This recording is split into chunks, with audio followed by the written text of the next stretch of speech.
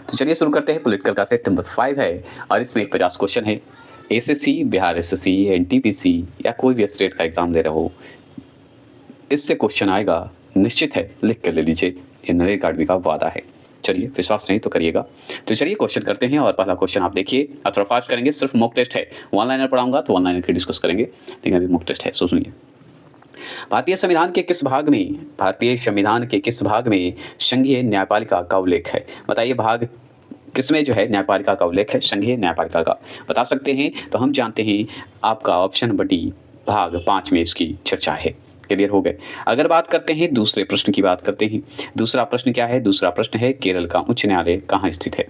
तो केरल का उच्च न्यायालय की अगर बात करते हैं हम लोग, किसका? केरल का। केरल के उच्च न्यायालय की अगर बात करें हम लोग तो ऑप्शन नंबर सी एर्नाकुलम होगा।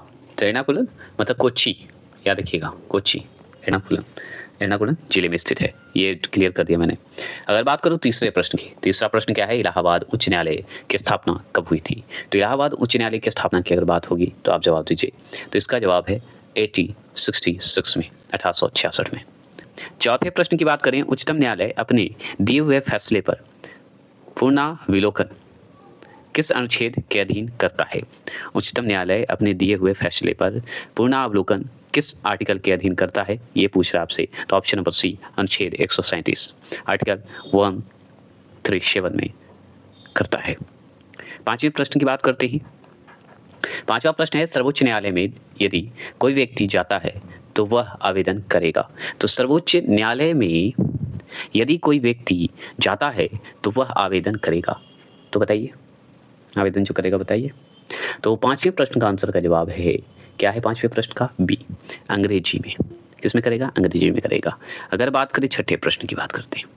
छठा प्रश्न है, किसी कैदी को न्यायालय के समक्ष प्रस्तुत करवाने के लिए जो है किस लेख मतलब रीट या न्यायालय आदेश की आवश्यकता पड़ेगी? बताइएगा, किसी भी कैदी को अगर उच्च न्यायालय के समक्ष प्रस्तुत करना है तो न्यायालय आदेश की आवश्यकता पड़ेगी। तो किस लेख की पड़ेगी, है ना, बताएंगे। तो ये बंदी प्रत्यक्षीकरण के जो है आवश्यकता पड़ेगी, मतलब बंदी प्रत्यक्षीकरण लेख मतलब रीट की आवश्यकता पड़ेगी। सातवें प्रश्न है, भारतीय संविधान की धारा 370 प्रदान करती है। तो 370 का नाम सुने होंगे, धारा 370। तो बताइए। तो हम जानते हैं कि जम्मू कश्मीर की विशेष दर्जा दिया गया था, अब हट गया ये। इसमें 370 पूरा नहीं हटा, एक भाग हट गया। तो यही आंसर डी होगा सातवें प्रश्न का, है ना। चलिए, अनुच्छेद 370 हो या धारा 370, याद रखिएगा। अगर आठवें प्रश्न की बात करते हैं, संविधान के किस अनुच्छेद में यह कहा गया है कि प्रत्येक राज्य प्राथमिक स्तर पर मातृभाषा में जो है शिक्षा प्रदान किए जाने के लिए पर्याप्त सुविधाएं उपलब्ध कराएगा? बताइएगा, संविधान के किस अनुच्छेद में यह कहा गया है कि प्रत्येक राज्य जो है प्राथमिक स्तर पर मातृभाषा में शिक्षा प्रदान किए जाने के लिए पर्याप्त सुविधाएं उपलब्ध कराएगा? आठवें प्रश्न का जवाब देंगे तो वह है ऑप्शन नंबर सी, अनुच्छेद 350 का है, 350 का है। ठीक है, आर्टिकल 350 में कहा गया है। नौवें प्रश्न की बात करते हैं। नौवां प्रश्न है, कार्यपालिका न्यायालय के पृथकीकरण का सिद्धांत जो है संविधान के किस भाग में वर्णित है? कि किस भाग में वर्णित है? तो ये हमारा बताएंगे क्या है, तो नीति निर्देशक में ये वर्णित है। ठीक है, नीति निर्देशक तत्व में। 10वें प्रश्न की अगर बात करते हैं, 10वां प्रश्न है कि निम्न में से किस राज्य ने उर्दू को राजकाज का भाषा के रूप में अंगीकार किया है? बताइएगा, उर्दू के रूप में राजकाज में। तो जम्मू कश्मीर किया है, ये जान लीजिए। डी नंबर जो लगाएंगे 10वां प्रश्न का उससे लगाएंगे, उर्दू है मतलब चलता है वहाँ। 11वां प्रश्न की बात करें, भारत के किस राज्य की राज्यपाल बनने वाली पहली महिला थी? भारत के किस राज्य की राज्यपाल बनने वाली पहली महिला थी? तो हमको बताइए कौन थी, बताएंगे। तो राज्यपाल की बात हो रही है, सरोजिनी नायडू को याद कर लीजिए। इतना इजी क्वेश्चन लग रहा होगा कि ये सब नहीं पूछेगा, लेकिन पूछेगा ये सब, बस घुमाएगा तरीके से। 12वें प्रश्न की बात करते हैं, गवर्नर द्वारा जारी किया गया अध्यादेश किसके द्वारा मंजूर किया जाता है? तो किसके द्वारा मंजूर किया जाता है बताइए। गवर्नर द्वारा जारी किया गया अध्यादेश किसके द्वारा मंजूर किया जाता है, बताएंगे। 12वां प्रश्न का जवाब दीजिए। तो सी होगा, विधानमंडल। ठीक है, सी होगा, विधानमंडल। 13वां प्रश्न की बात करते हैं, भारतीय संविधान किसको हटाने की व्यवस्था प्रदान नहीं करता? भारतीय संविधान किसको हटाने की व्यवस्था प्रदान नहीं करता, ये बताना है आपको। तो ये है ऑप्शन नंबर डी, राज्यपाल। हटाने की व्यवस्था प्रदान नहीं करता तो राज्यपाल को। ठीक है, इधर से उधर कर देता है राज्यपाल को, सुने होंगे आप। 14 प्रश्न, भारतीय राज्य की पहली महिला मुख्यमंत्री थी। तो भारतीय राज्य की पहली मुख्यमंत्री अगर पूछे आपसे तो बताएंगे सुचेता कृपलानी। ठीक है, सुचेता कृपलानी है, सॉरी सुचेता कृपलानी, हम लोग कृपलानी बोल देते हैं, सुचेता कृपलानी है ये होंगे। 15वां प्रश्न है, किस वर्ष सिक्किम भारत का 22वां राज्य बना। बताइए, बहुत सिंपल जवाब, सिक्किम बताइए भारत का 22वां राज्य बना, कब बना, डेट बताइए। तो 1975 है ना, तो ऑप्शन नंबर बी 1975। चलिए 16वां प्रश्न। 16वां प्रश्न क्या है कि राज्यपाल राज्य में किसका प्रतिनिधि होता है। तो राज्यपाल जो है राज्य में किसका प्रतिनिधि होता है, तो राष्ट्रपति को होगा और किसका होगा। ठीक है, क्लियर हो गया। आगे चलिए 17वां प्रश्न की बात करते हैं, पंचायत स्तर पर राज्य सरकार का प्रतिनिधित्व कौन करता है। तो पंचायत स्तर पर अगर पूछ देगा ना, और राज्य सरकार का अगर प्रतिनिधित्व करेगा तो ग्राम सेवक करेगा, और कौन करेगा। ठीक है, ये भी आप जान गए। अब बात करते हैं 18वां प्रश्न की बात करते हैं, विधान परिषद। देखिए, एक विधानसभा होता है, एक विधान परिषद है। तो विधान परिषद का सदस्य बनने के लिए निर्धारित न्यूनतम आयु है। तो क्या निर्धारित न्यूनतम आयु है बताइए। तो हम जानते हैं विधान परिषद की बात हो रही है, तो हमारा जैसे लोकसभा राज्यसभा होता है, लोकसभा का 25, राज्यसभा का 30, उसी तरह विधानसभा का 25 और विधान परिषद का 30 होगा, है ना, समझ गए होंगे आप। चलिए आगे बात करते हैं 19वां प्रश्न। 19वां प्रश्न क्या है, विधानसभा के 2 सत्रों के बीच का अंतराल कितने दिनों का होता है। बताइएगा कितने दिनों का होता है, बता सकते हैं। ये 19वां प्रश्न का जवाब देंगे, तो ये है 19वां प्रश्न का जवाब ए, 6 माह का। 6 माह हमेशा याद रखिएगा, अगर आप भूल भी जाए तो 6 माह जरूर टिका के आ जाएगा।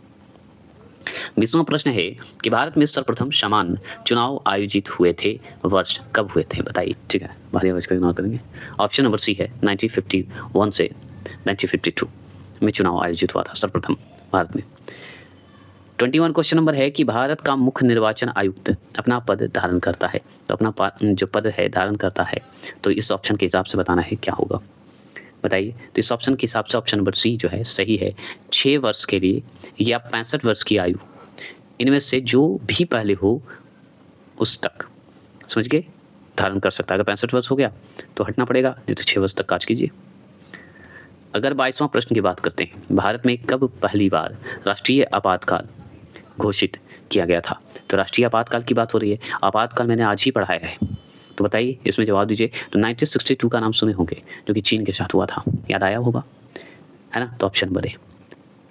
ठीक है, फिर 71 का नाम सुनेंगे, उस समय लगा था, 3 बार लगा है प्रमुख रूप से। 23वां प्रश्न, राष्ट्रपति शासन प्रथम बार में जो है कितने दिनों तक के लिए लगाया जाता है। तो ये भी बहुत अच्छे से आप जानते हैं, जस्ट अगर आज मेरा वीडियो देखे होंगे राष्ट्रपति शासन मतलब आपातकाल का, तो ये क्लियर होगा आपको। तो ऑप्शन नंबर सी 6 माह का, और 6 माह करके बढ़ सकता है 3 वर्ष तक, ये भी जान लीजिए। ठीक है, तो 6 माह का लगता है सबसे पहली बार, फिर उसके बाद बढ़ाया जाता है, हम नहीं तो हटाया भी जा सकता है। 24वां प्रश्न है, राज्यों में राष्ट्रपति शासन संविधान के किस अनुच्छेद के तहत लगाया जाता है। ये भी पढ़ाया हूँ, आपातकाल से सोचिए कितने क्वेश्चन आ रहे हैं, अगर आज मेरा चैप्टर नहीं देखें तो देख लीजिए जाके। तो आप जानते हैं कि ये राष्ट्रीय जो है शासन है, राष्ट्रीय आपातकाल की बात करता है 352। 60 क्या करता है, ये वित्तीय आपातकाल की बात करता है, और 356 राष्ट्रपति शासन की बात करता है। तो यही तो होगा ऑप्शन नंबर बी। और ये बहुत बार लगता है, कहीं ना कहीं राज्य में अगर कुछ हुआ तो राष्ट्रपति शासन लग गया। ठीक है, ये 3 ही बार लगा है, अभी तक वित्तीय आपातकाल नहीं लगा है, ये आप अच्छे से जानते हैं। तो 24वां प्रश्न का बीच लगाएंगे, उससे लगाएंगे क्योंकि राष्ट्रपति शासन की बात करता है। अगर 25वां प्रश्न की बात करें तो संविधान के किस अनुच्छेद में संसद को संविधान में संशोधन करने का अधिकार प्रदान किया गया है। बताइएगा, संविधान के किस अनुच्छेद में संसद को संविधान में संशोधन करने का अधिकार प्रदान किया गया है। 25 का आंसर का जवाब देंगे तो बी होगा, अनुच्छेद 368 होगा। ठीक है, क्लियर हो गया। अगर बात करें, अभी थोड़ा मिट गया है, 26वां प्रश्न की बात करते हैं। 26वां प्रश्न है, गोवा राज्य का निर्माण किस संविधान संशोधन के द्वारा हुआ था। बताइएगा, किस संविधान संशोधन के द्वारा हुआ था गोवा राज्य का निर्माण। ये भी आप जानते हैं, ऑप्शन नंबर सी 56वां संविधान संशोधन के तहत हुआ था। अगर बात करें 27वां प्रश्न की बात करते हैं। 27वां प्रश्न है कि किस संवैधानिक संशोधन द्वारा 6 वर्ष तथा 14 वर्ष के बीच के सभी बच्चों के लिए शिक्षा को मूल अधिकार बनाया गया है। मूल अधिकार बनाया गया है, ये पूछ रहा है। तो आप जानते हैं 86वां संविधान संशोधन का नाम सुने होंगे, जिसमें 6 से 14 वर्ष के बीच के सभी बच्चों को शिक्षा का मूल अधिकार बनाया गया है। ये आप अच्छे से जानते हैं, ऑप्शन नंबर ए। ठीक है, अगर बात करते हैं हम लोग 28 क्वेश्चन नंबर का। 28 क्वेश्चन नंबर है कि विदेशों के सभी राजदूतों या कमिश्नरों के परिचय पत्र किसके द्वारा प्राप्त किए जाते हैं? बताइएगा, जो राजदूत होते हैं उनका परिचय पत्र किसके द्वारा प्राप्त किया जाता है? बता सकते हैं। विदेश के सभी राजदूतों की बात हो रही है, कमिश्नरों की बात करिए, तो बताइए 28 का आंसर का जवाब देंगे तो ऑप्शन नंबर सी, राष्ट्रपति द्वारा प्राप्त होता है। ठीक है, 29 क्वेश्चन नंबर की अगर बात करें, चतुर्थ स्तंभ कौन सा स्तंभ? चतुर्थ स्तंभ, फोर्थ स्टेट जिसे बोलते हैं। शीर्षक पद का प्रयोग निम्न में से किसे इंगित करने के लिए होता है? तो जैसे फोर्थ जो स्तंभ है, और ये हम बताए थे, पढ़े थे, इससे क्वेश्चन भी बनाए, तो ऑप्शन नंबर डी, प्रेस तथा समाचार पत्र, है ना। और फोर्थ स्तंभ है हमारा प्रेस, समाचार पत्र, है ना। मीडिया, इसके जगह पे मीडिया भी लिख देगा तो सही होगा, फोर्थ स्तंभ है। 30वां प्रश्न की बात करते हैं। 30वां प्रश्न की बात करें तो सामाजिक सुरक्षा व सामाजिक बीमा शामिल है। बताइए, सामाजिक सुरक्षा व सामाजिक बीमा शामिल है, तो बताइएगा सामाजिक बीमा शामिल है। तो सामाजिक सुरक्षा हो या सामाजिक बीमा की बात करेंगे तो ये क्या है? समवर्ती सूची में आएगा ना, राज्य और संघ दोनों का काम है ये। कर देता हूँ। 31वां प्रश्न है कि संविधान में संघ की राजभाषा के रूप में हिंदी को कब मान्यता मिली? हिंदी को कब मान्यता मिल गया बताइए। 31वां प्रश्न का जवाब देंगे तो 1947 में ही मिल गया था, 1947 में।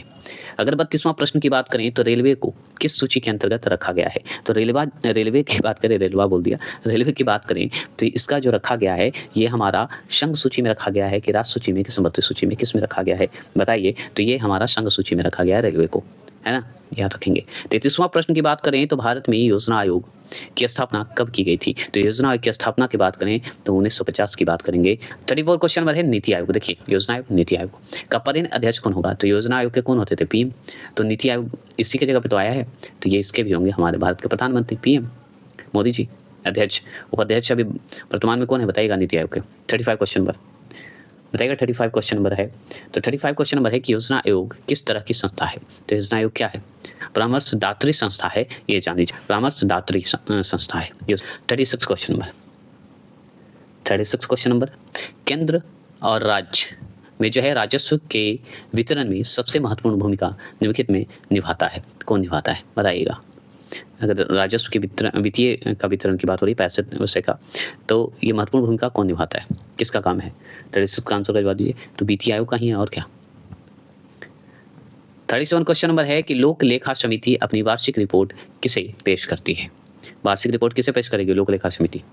तो ये करेगा लोकसभा को, लोकसभा में करेगा।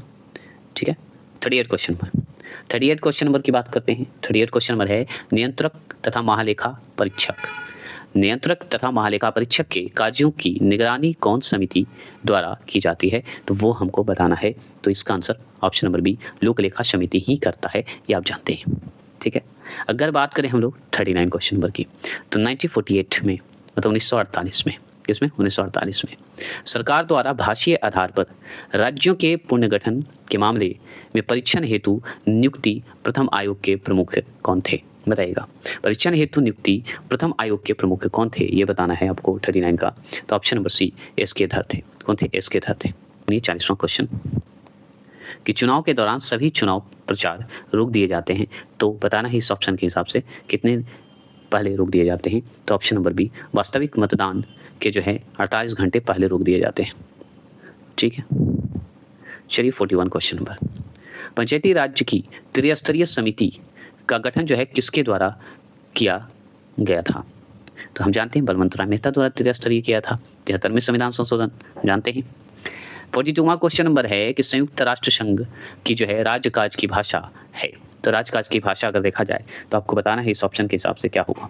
तो होगा ए, अंग्रेजी, फ्रेंच, चीनी, रूसी, अरबी और स्पेनिश है, मतलब 6 हैं, 2, 2, 4, 2, 6 भाषा जोड़ी गई है। 43वां प्रश्न है संयुक्त राष्ट्र, यूएनओ की बात हो रही है, संयुक्त राष्ट्र की स्थापना किस दिन हुई थी? तो 24 अक्टूबर 1945 को हुआ था, जो कि ऑप्शन नंबर बी। ये भी विविध प्रश्न में हम क्लियर करते हुए आएंगे। नेक्स्ट टॉपिक जो है अंतिम पॉलिटिकल का। तो 44वां प्रश्न है, संयुक्त राष्ट्र संघ का मुख्यालय स्थित है, तो इस ऑप्शन के हिसाब से ऑप्शन नंबर ए न्यूयॉर्क में स्थित है। ये क्लियर हो गया। अगर बात करते हैं 45वां प्रश्न है, अंतर्राष्ट्रीय न्यायालय कहाँ है? तो अंतर्राष्ट्रीय न्यायालय द हेग नीदरलैंड में है। यही तो बात हुई थी, ठीक है, नीदरलैंड, द हेग नीदरलैंड, याद रखना है, नीदरलैंड में है। 46 है, वर्ग रहित समाज की संकल्पना किसने की थी? तो वर्ग रहित बिना जात पात के संकल्पना किसने की थी, ये बताइएगा।